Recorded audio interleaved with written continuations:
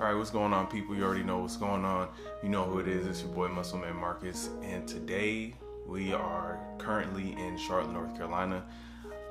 You know how people say you're from where you went to school, and it's like, I'm originally from New Jersey, but I'm just gonna say I'm from Charlotte because it just cuts down on the conversation. But anyways, I'm back in my hometown, Charlotte, North Carolina, and this is where I went to school. This is where I went to middle school, high school, and I lived most of my adolescent life.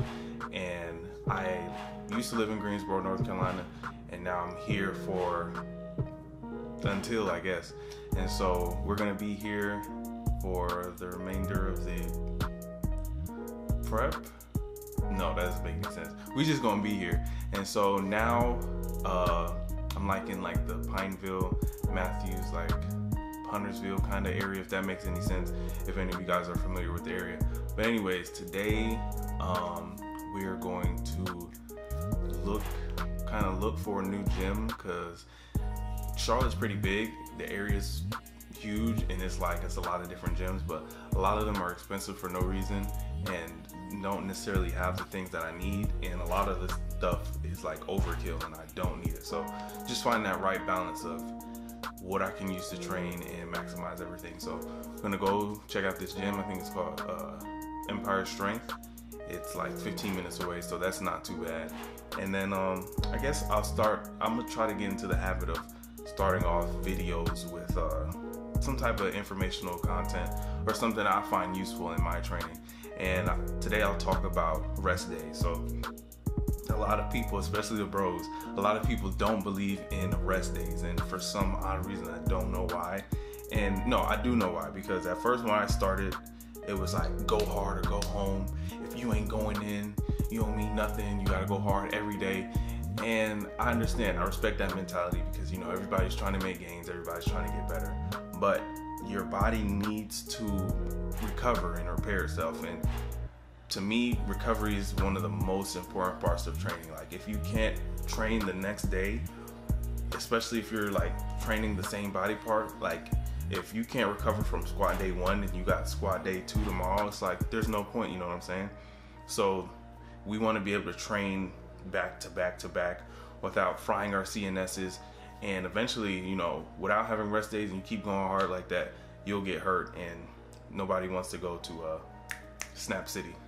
I snapped, I didn't mean to do that. But anyways, rest and recovery is like the name of the game. So on your days where you had a hard lift and you feel like kind of exhausted, you feel kind of sleepy or something like that, you got to know when to like push it and when to pull back. Because some days you just might need to wake up. Other days your body is telling you, hey, I need a minute to recover. I need a day or two, especially after a super hard workout. And there's other variables to consider, like amount of sleep you're getting. You got to make sure you're getting at least 7 to 8 hours. And a lot of people can't get 7-8 hours of sleep, so that means you have to be conscious about your training. You can't just be training back to back to back just like that, and you're not sleeping well. Sleep, eating. A lot of people probably don't eat enough protein. You're supposed to have a pound per body weight, or 0.5 grams of protein per body weight, and a lot of people don't reach their protein goals, and like that's one of the main drivers of recovery. Like, your muscles need that. And what else? Hydration. It's the simple stuff, guys. Like, if you pay attention to the way, how much you sleep and the way you sleep, mind you, because just because you're sleeping 8 hours doesn't mean it's like a quality, you know what I'm saying? So always quality over quantity. If you find yourself like maybe rolling around in your sleep, or sleeping and you wake up and something hurts, something simple like placing pillows around your body a certain way. I know there's a couple videos and pictures about that'll help with your spinal alignment and help you sleep through the night. I knew I was taking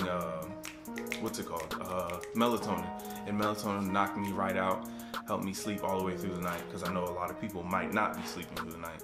So rest days are important, guys. So just pay attention to your sleep, your eating, enough calories, make sure you can recover, and make sure you can train for the next day, because you gotta eat so you can train, you know what I'm saying? A lot of people, and I'm guilty of it too, I might not eat enough for this training session. And so again, sleep, nutrition, and water. So all those things are super important, especially on your rest days. If you can find a way to, like, not necessarily just lay down completely, it could be something active, an active recovery, like walking on a treadmill, low impact, something like basketball or swimming, just to get your body moving around without it being an overkill. That's something that you guys should look into. So rest days are super important. So you can't go gung-ho all the time. You're gonna get hurt. Chillax. Rest days, you gotta love them. Even though every day is arm day and every day is leg day, every day can't be arm day and leg day. You gotta have like a couple rest days in between. So that's up with that. I'm going to eat breakfast, and it's like 12:40. So I'm gonna eat breakfast. I heard a lot about these Kodiak pancakes. Hopefully they're not nasty. If they are, I'm gonna eat it anyway. And then we're gonna go to the gym. So I'm gonna see y'all when we leave. And I will show you my room, but it's kind of like, so I'm gonna see y'all in a bit.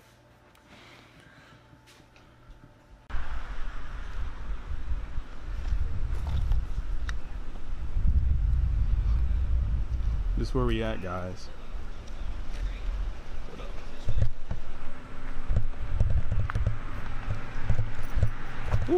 Ooh, hold up. All right, what's going on, YouTube people? It's hot as ball sack, excuse me, but it's really hot.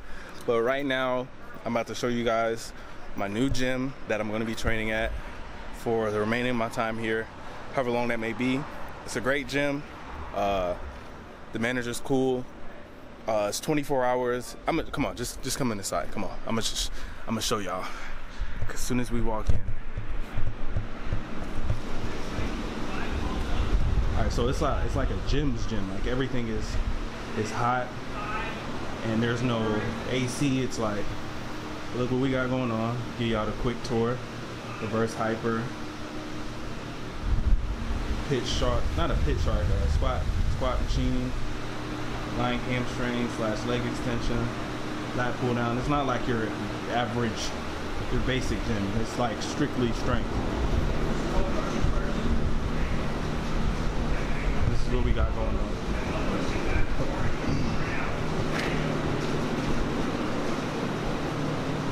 Alright guys, so we got 3 squat racks. Mono. And mind you, like when it comes to this strength period, like it got exactly what you need. As far as it's no kilo plates or anything like that, but just like the necessities. Look at all these bars. Mind you, strongmen train here too. Got a deadlift platform. Every bar you might need.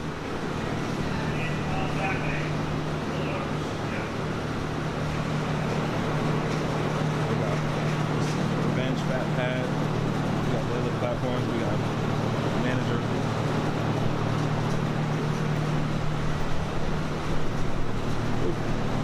So yeah, guys. So we basically got everything we need. So now I'm gonna lift. That's what we're gonna do, right? We're gonna lift. So I got squats today. I have hold up. All right, I have squats today, and that's it. So let's get it. It should be a fun time. Did you see this face? This is the face of a happy lifter. Now let's get it. All right, so I'm on my last warm up, and as you can see, like I might need to bring an extra shirt because like it's crazy hot in here, but so far I like it. Low key, everything feels light. I feel pretty good. So last warm up, and then we're gonna get the actual warm up, the actual workout going. Like I said, I feel good. I feel fine, and so now we got one more warm up, and then we're gonna get started. It's hot, boy. Like you can literally lose like probably like 4 or 5 pounds just off of water. So making sure I can stay hydrated during the whole session, because that's what's important. And the workout for the most part is going to be pretty short. I think I have 4 sets total of squats, 4 or 5 sets, and they're all pause reps. So normally pretty good with pause reps, so I should be fine. So let's get started.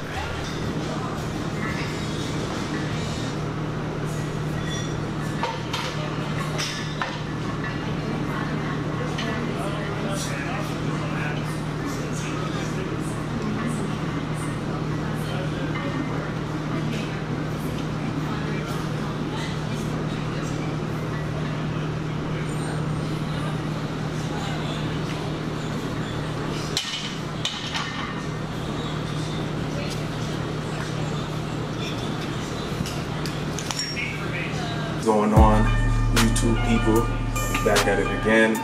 Shout out to the people at Empire Strength Gym for just bringing me around and making me feel at home.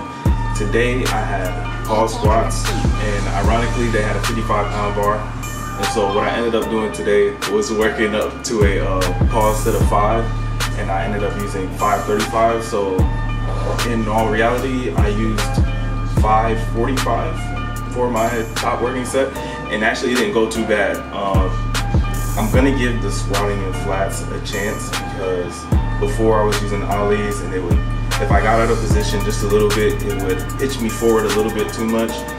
And before we would use the SSB to counterbalance that, but I think moving forward, I think it's gonna be a good idea for me to use flats, because it's gonna be a lot less a lot less taxing on my back, and it'll save me later on in the meet when it's time to deadlift. And I know I'm a big puller, I can normally pull big, and so moving forward I think this will be a great idea. Also, I did 2 extra sets, not extra, but I did 2 more sets with 495. For some reason they didn't record, and I don't know, I'm still getting used to this camera thing, so bear with me. So I did 2 back down sets with 495, and then these accessories, man, let me tell you about these accessories. So I think I had seated dumbbell shoulder press, I had like a chest supported row, I had a cable pullover or dumbbell pullover, band pull aparts, and weighted pull-ups.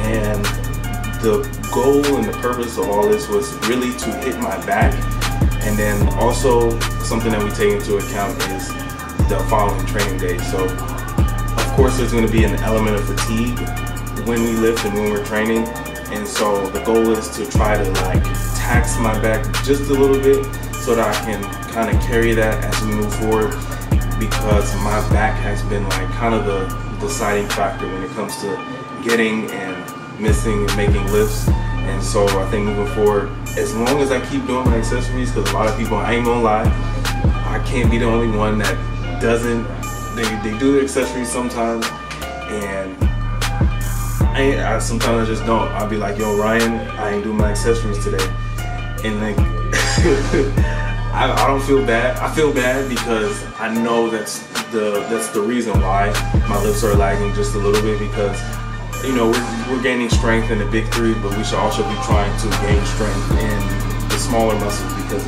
they work synergistically. So if you're missing out on bicep curls, you know, you might be missing out on grip strength and just a stronger bench.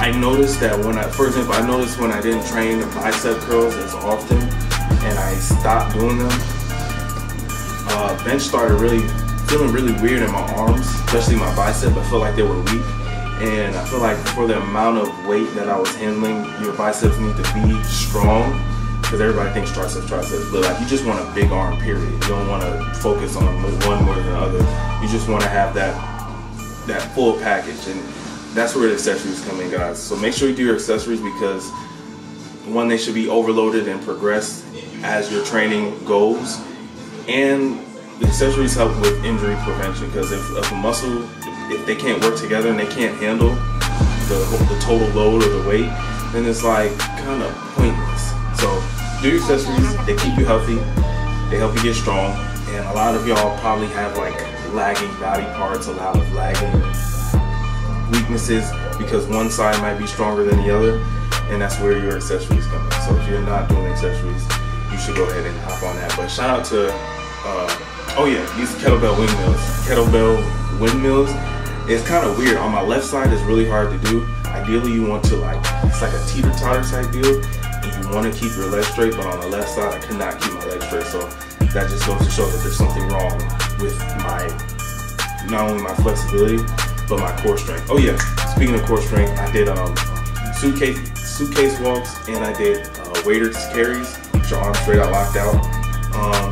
Just a little bit of, not core activation, well yeah, core activation, core training. A lot of people, even if you're trying to get abs or you're just focusing on just building core strength, you want to do things that require you to stabilize it, something that has you offset and you have to counterbalance that with your own strength. So I did waiters walks, suitcase carries, and I did like a dead bug variation with a kettlebell, and all that stuff helps you keep your core rigid. And that's something, if you have a weak core, you feel like you got weak core bracing when it comes to squatting and deadlifting, I feel like you should really get on that, because it's a good warm-up, it's a good cool down too, and it's not something that's super taxing, so you can do it every day. And yeah, you're working your core with the belt, big 3, but like I said, injury prevention is super duper important. So do your core work. Remember, stabilize, not crunch. Even if you want to get like that six pack, don't sit there and crunch for 30 minutes. Do something that really forces you to stabilize. So you can do like I said, the suitcases, the waiters carries, the farmers carries, the yoke walk, just stuff like that. So that's pretty much it. Well, I hope this joint helped somebody, or I hope this, just give you guys a little bit more insight about what's going on. And this gym is really hot. Your boy dropped 3 pounds of water. So if you don't know what happened my last meet, I barely made weight after weighing in 4 times, and I had to drop a lot of water. So training in this environment, it kind of feels like a hyperbolic time chamber. Everything feels a lot harder and heavier, and I'm kind of excited about that, because once I get used to it and I get to a training environment where it's different, or I go to a meet day and the AC's blasting and everything feels good, I'm gonna be good and I'm gonna be able to make weight. So hope that helps you guys. If you haven't already, subscribe. The button should be somewhere, and go to my Instagram, show some love, and follow me, and tell your grandma, and then tell your grandma's grandma, and then tell your auntie, so I can be like, hey auntie, because she probably bad. But what's in my Marcus?